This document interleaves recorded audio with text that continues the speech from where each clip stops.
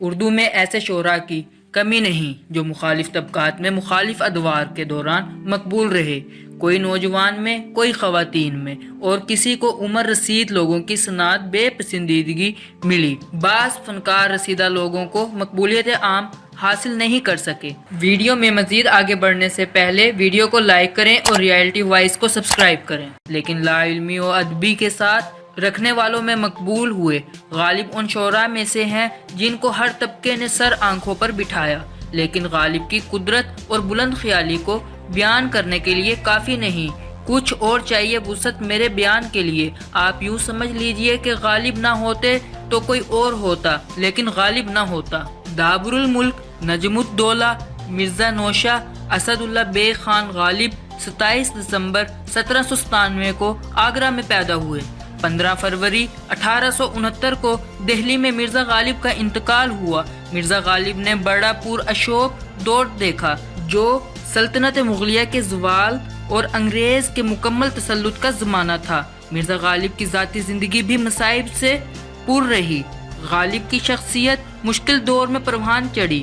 مرزا غالب کی شاعری غالب کی شخصیات سے پھوٹی ہے۔ مرزا غالب نے جن پر اشوک دور میں ہوش سنبھالا، اس کا پورا ادراک مکمل دکھ اور انسانوں پر جو بیتی اس کا بیان ان کی شاعری میں ملتا ہے۔ غالب کی شخصیت بیک وقت آدمیت اور انسانیت کے عناصر سے مالا مال تھی۔ دکھوں، شدت اور احساسات اور حالت کی جبر سے محفوظ رہنے کا ان کا اپنا طریقہ تھا، اور یہ زندگی سے فرار نہیں بلکہ اس کا سامنا کرنے کے لیے تھے۔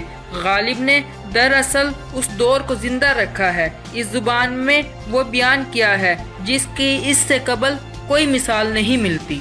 سنجیدہ محسوسات، افکار اور خیالات کو یوں بیان کرنے کی گویا یہ میرے دل میں ہے۔ غالب کا کمال ہے جب ہم عاجز بیان کا شرک ہوتے ہیں تو غالب کا کوئی شعر ہماری مدد کو آ جاتا ہے اور ہمارے دل کا بوجھ ہلکا کر دیتا ہے۔ اس کی وجہ یہ ہے کہ ثقافت کی اپنی باطنی ثقافت پر زندہ کر دیتی ہے۔ کوئی کسی کو مجبور نہیں کر سکتا کہ یہ زبان اپناؤ یا یہ لباس پہنو۔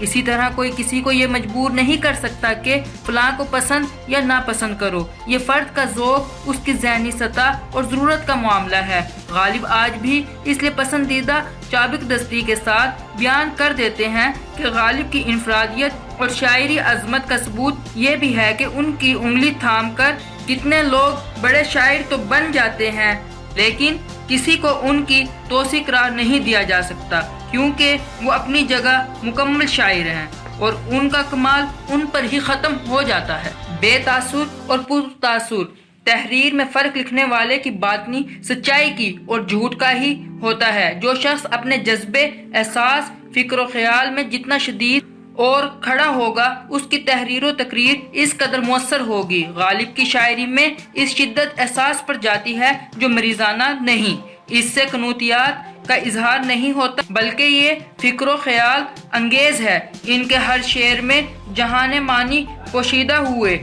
اصل میں تخلیق کا مطلب ہی یہی ہے کہ جو نہیں تھا اس کو بنایا جائے۔ دنیا میں کوئی ایسا فنکار نہیں جو انفرادیت اور نئی پان یعنی اوریجنلٹی کے فقدان کے باوجود بڑا بن گیا ہو، جو فنکار کی ریکریٹ یا کریٹ کرنا پڑتا ہے۔ مرزا غالب نے شاعری میں پر اسلوب تخلیق کا ڈالا، ہمیں طرز شاعری سے روشناس کرایا جس کی پہلی کوئی مثال نہیں ملتی۔ ان کا انداز بیاں اور ہوتا ہے، ان کی بڑائی ہے۔ غالب کی شاعری پارٹ در پارٹ اور تہ در تہ کھلتی چلی جاتی ہے اور اس کی سطح اتنی زیادہ ہے کہ ایک جانب ان کا شعر عام قاری کو چھوتا ہے، دوسری طرف اعلیٰ ادبی ذوق رکھنے والے اس کی گہری معنویات کے اثر ہو جاتے ہیں۔ گویا سبھی سر دھنتی ہے۔ مشکل پسندی ان کا مزاج سے ہی، لیکن شعر کی معنویات اور اس میں موجود شاعری اس پر حاوی ہو جاتی ہے۔ فلسفانہ موضوعات کو انہوں نے ایسی آسانی تخلیق کی قلب میں ڈھالا، اس کی مثال نہ ان سے پہلے تھی اور نہ ان کے بعد میں۔ ان کی شاعری کی افاقیات اور لافانی ہونے کے لیے یہ ہی دلیل کافی ہے کہ وہ آہ کی نسل میں بھی مقبول ہیں۔ یہ نسل کلام غالب کی اس منافقت کو یاد رہی ہے جو اس کی سائنسی دور کی ضرورت ہے۔ کیونکہ غالب کی فکر دراصل فطرت کے قریب تر اور سائنسی ہے۔ چنانچہ یہ بات حیران کن نہیں ہونی چاہیے کہ غالب کی کسی سرکاری راستے کے بغیر مقبولیت میں تمام شعراء سے آگے ہیں۔ غالب کے کلام سے شعراء کو یہ سیکھنا چاہیے کہ اپنے دور کے پانوں میں یوں سچائی سے امیزہ اور محسوس کیا جائے کہ خیال شاعری تخلیق بن کر برآمد اور اس میں کہیں مصنوعی پان کا شعبہ تک نہ ہو۔ یہی شاعری نہ صرف اپنے دور کی تصویر ہوتی ہے بلکہ مستقبل میں بھی زندہ رہتی ہے، لیکن اس کے لیے طاقتور تخلیق شخصیات کی ضرورت ہوتی ہے کیونکہ یہ نہایت مشکل کام ہے۔ مرزا غالب جہاں تخلیق فنکار تھے، مرزا غالب کی شخصیت بڑی اور غیر معمولی تھی۔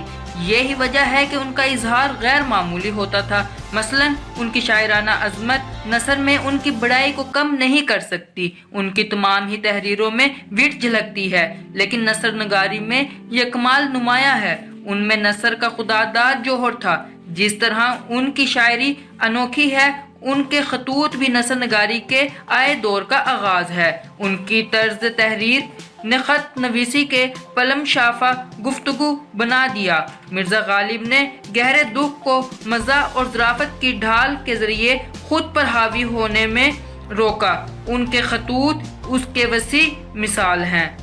ظرافت کی مخصوص انداز نے ان کے خطوط کو دلچسپ نثر نگاری بنا دیا۔ غالب کی تخلیق طاقت کا سب سے بڑا یہ ثبوت ہے کہ ہماری تہذیب اور شعور پر غالب کا اثر غالب ہے۔ بنتی نہیں ہے بداح و ساغر کے بغیر، بنتی نہیں ہے بداح و ساغر کے بغیر۔ غالب پر بہت لکھا گیا ہے اور لکھا جاتا رہے گا۔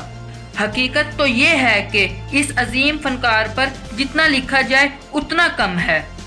ورق تمام ہوا اور مداح باقی ہیں، ورق تمام ہوا اور مداح باقی ہیں، سفینہ چاہیے اس بحر بقا۔ تو دوستو، امید کرتے ہیں ہماری یہ ویڈیو آپ کو ضرور پسند آئی ہوگی۔ ویڈیو کو لائک کریں اور کومنٹ باکس میں اپنی رائے سے ہمیں ضرور آگاہ کریں۔ شکریہ۔